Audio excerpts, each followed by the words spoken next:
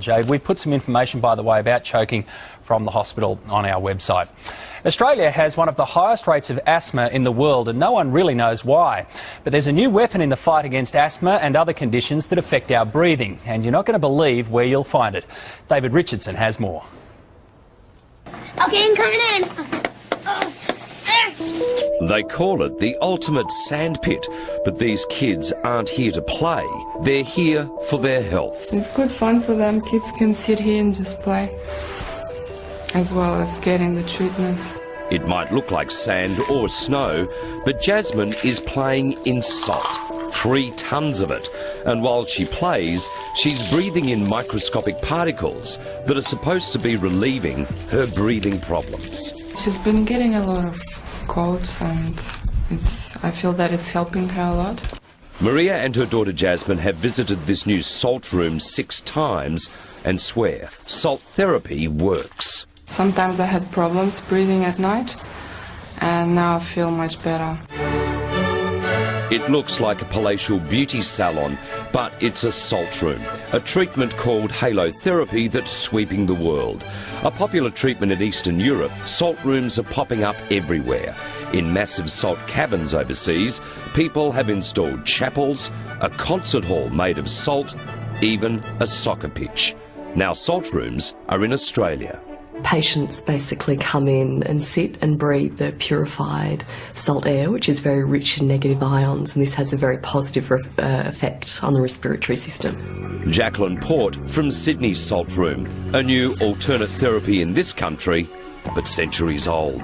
It's been around for a very long time, actually since medieval times. Monks used to take the sick down into salt caves and they'd actually crush stalactites to activate the salt particles.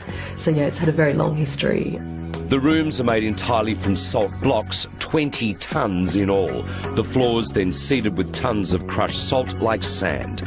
A pump also sprays the room with fine salt particles which are inhaled. Advocates boast the salt can help more than a dozen ailments. Asthma, bronchitis, hay fever. It's even actually been clinically tested for cystic fibrosis. It's had a very positive effect. For thousands of years, people have flocked from around the world to sample the mythical curative powers of the Dead Sea.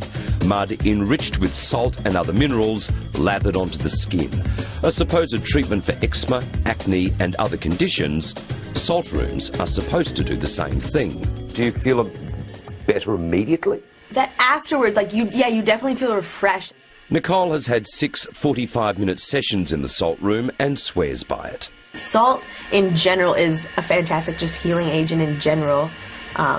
So why not? You're convinced? Use? Yeah, absolutely. People are very interested in complementary therapies, and there are lots of them, and what we need to do is find out which ones of them work and then put them into our treatment armamentarium.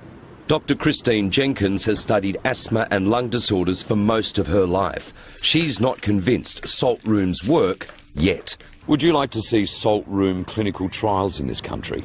I think we always need clinical trials properly conducted and scientifically interpreted and analysed to determine whether treatments are effective. There's an enormous amount of wasted energy and money that can go into the wrong therapy, and it can be very dangerous into the bargain.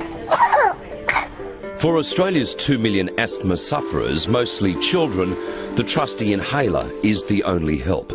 But with salt rooms taking off around the world and now here, doctors are urging patients not to abandon their regular treatments, but use salt rooms as an additional help. Seeking alternative therapies ahead of proven approaches to asthma management is not a wise idea. There is no substitute for a regular preventer medication, none at all. Coming up, a crash course. What, you don't understand the road rules? Putting bus and taxi drivers to the test. I was in the cab and I care about my safety. So, are they up to scratch? You're not going to kill us, are you?